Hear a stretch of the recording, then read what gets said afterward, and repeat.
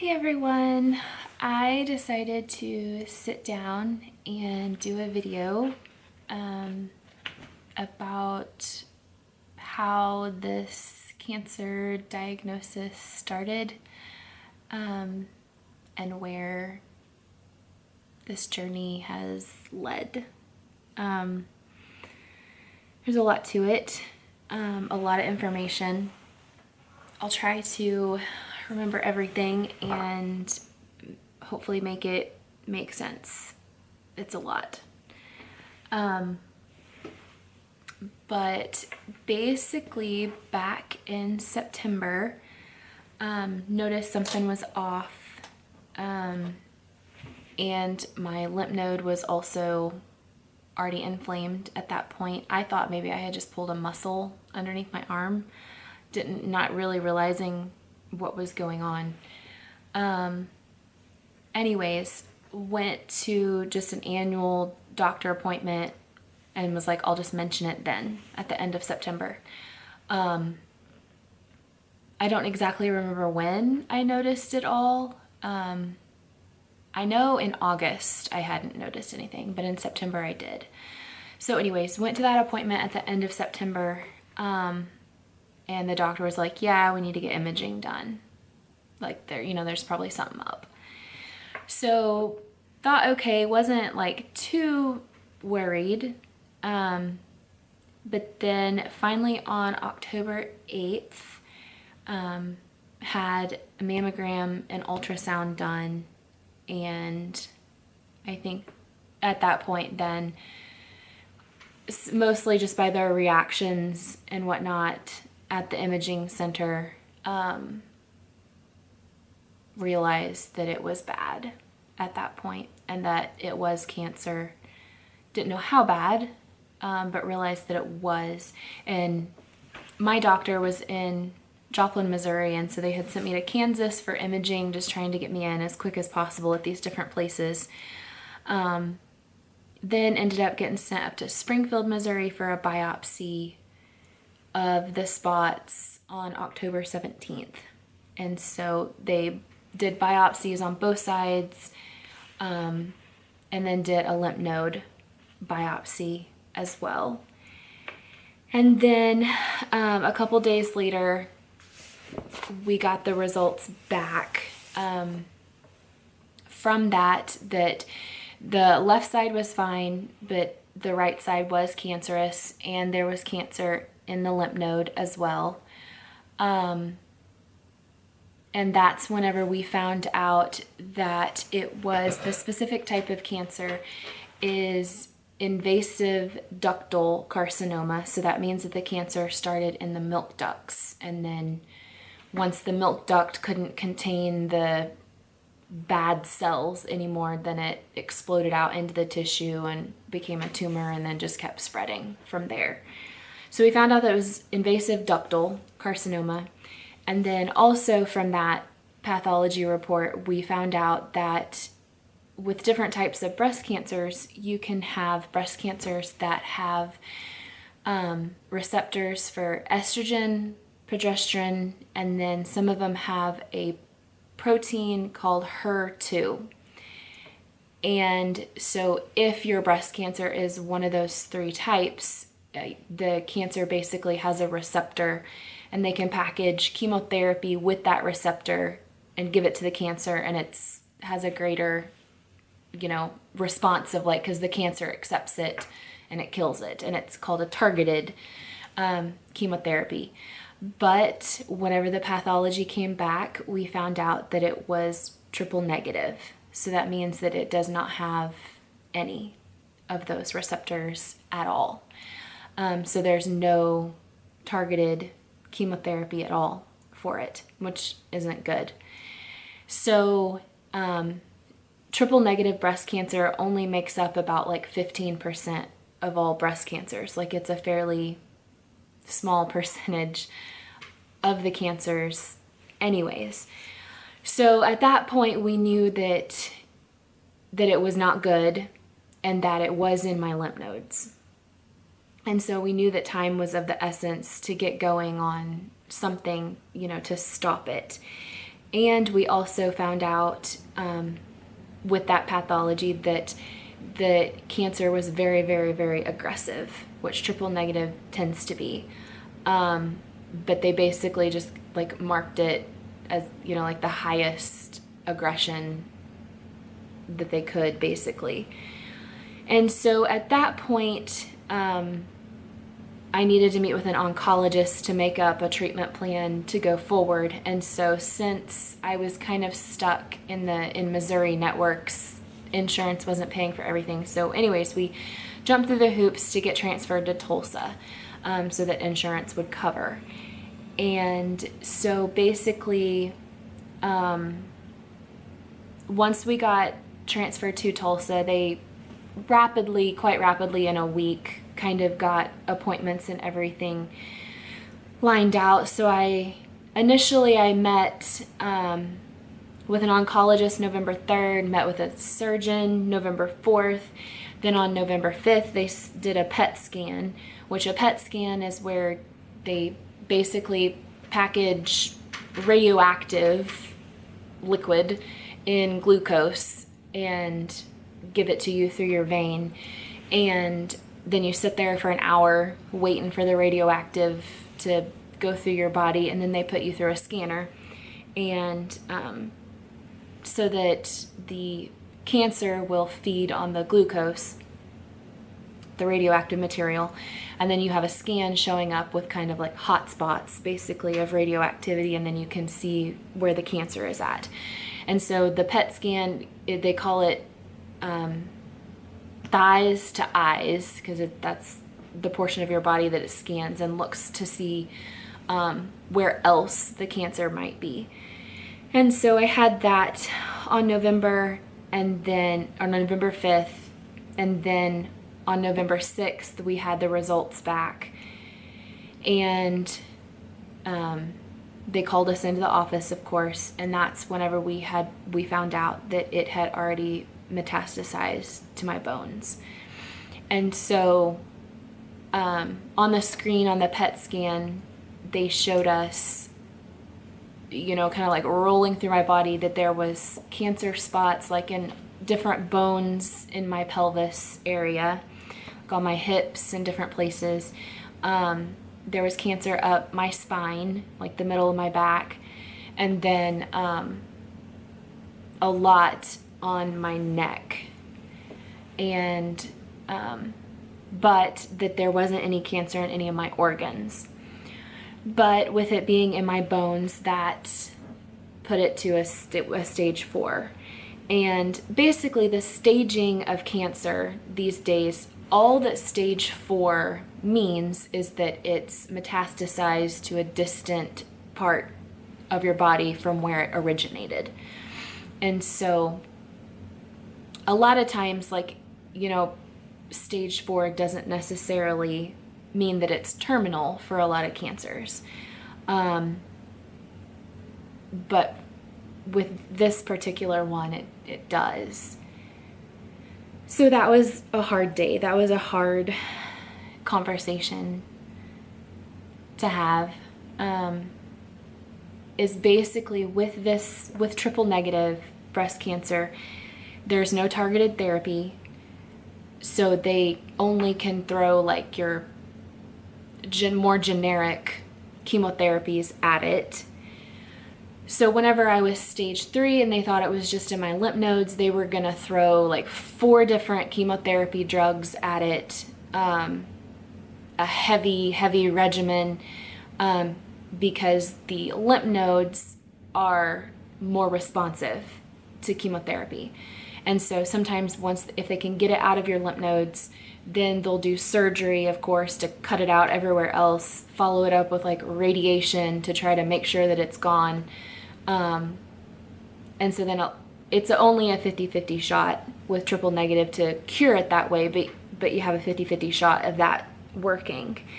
But once it has metastasized to the bones or anywhere else, it's clinically said to be not curable anymore, because it's clinically from the trials and whatnot that's of time that have proven like it's just extremely difficult. They consider impossible to get it out once it's spread that far.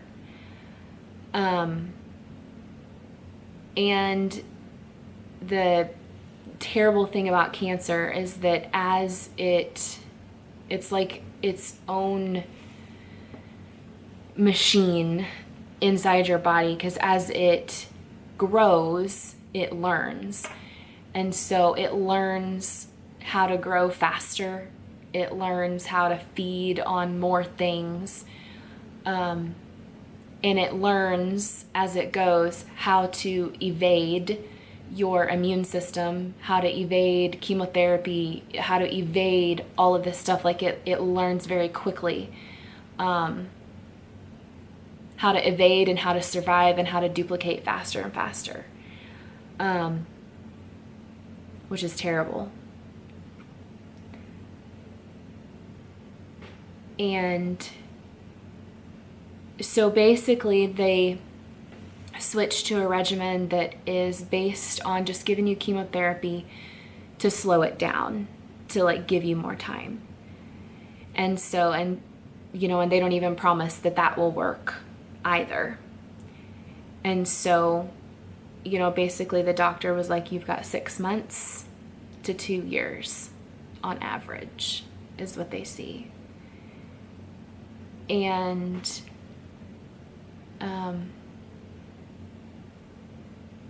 that is, there's no words, really. They did continue to do genetic testing, so I had like a genetic blood test done. They've genetically tested the biopsies and things like that. So they genetically tested to see if you have 2 genes in your body called BRCA1 and BRCA2, and sometimes those genes, those are tumor suppressor genes, and sometimes those can mutate and no longer help out your body in suppressing tumors. And so you can have a BRCA1 or 2 genetic mutation, which makes you more susceptible to cancer. But I was tested for that and I don't have that.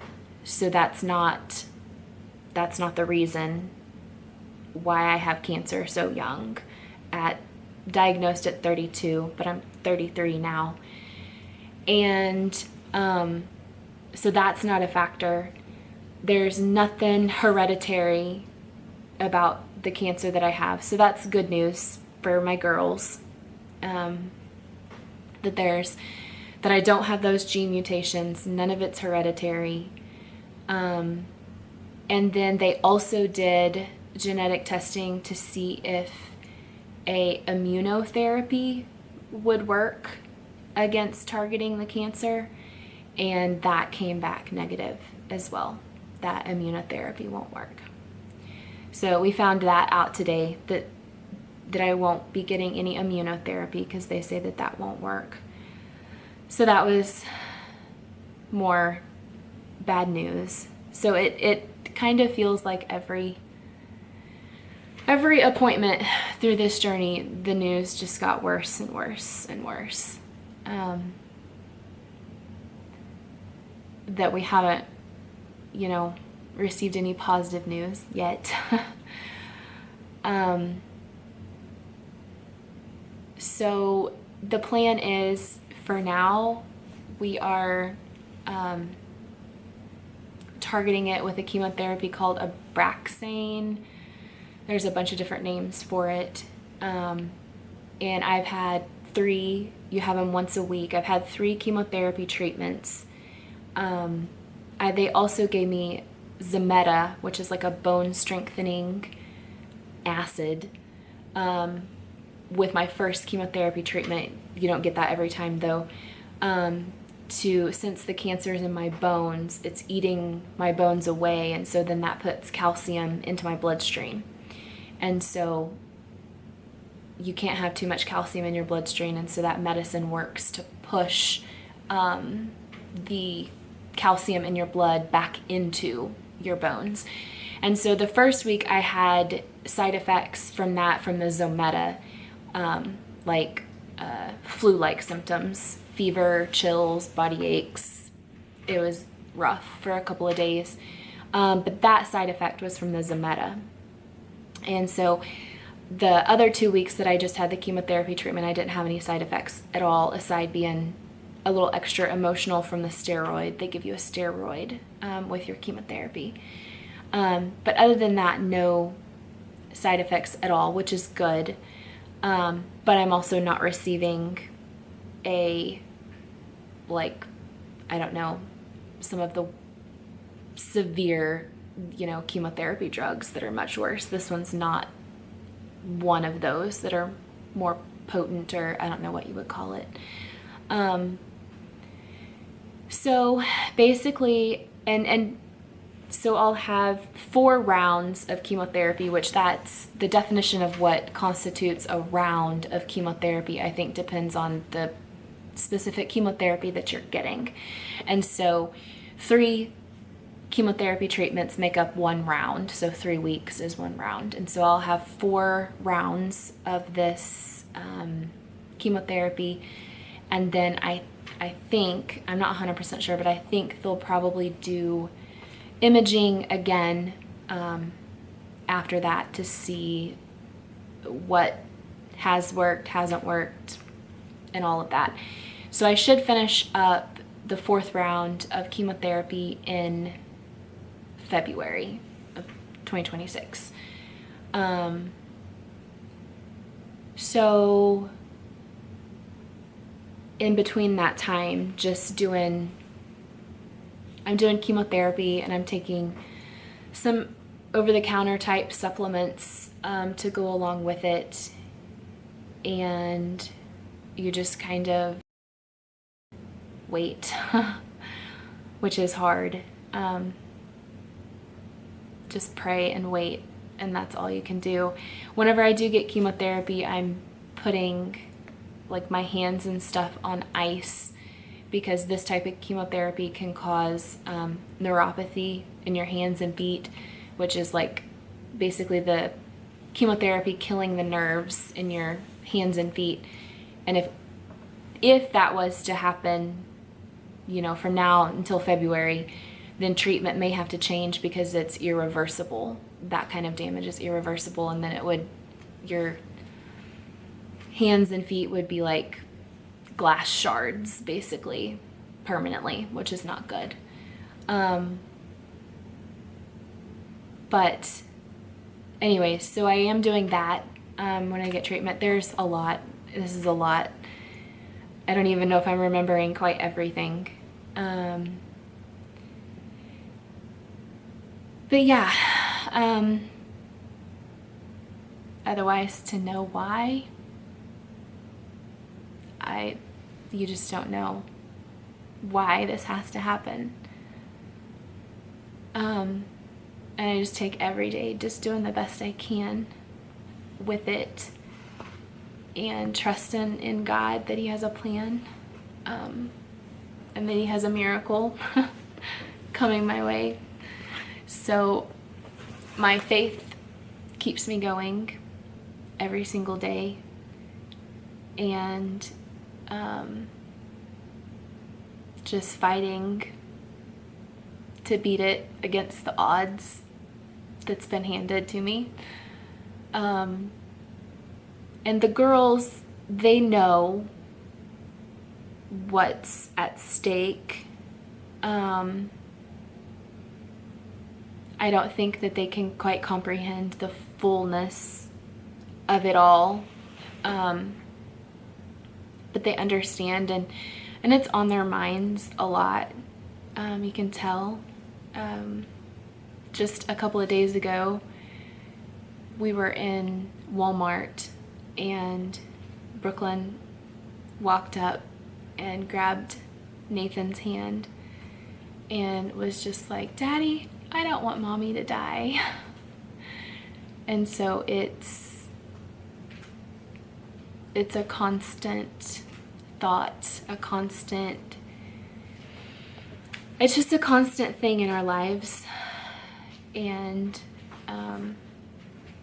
thank you guys for praying for me and continuing to pray. And so with anyone that will, just hold on with me in faith for a miracle, because that's what we need in this situation with what we're dealing with.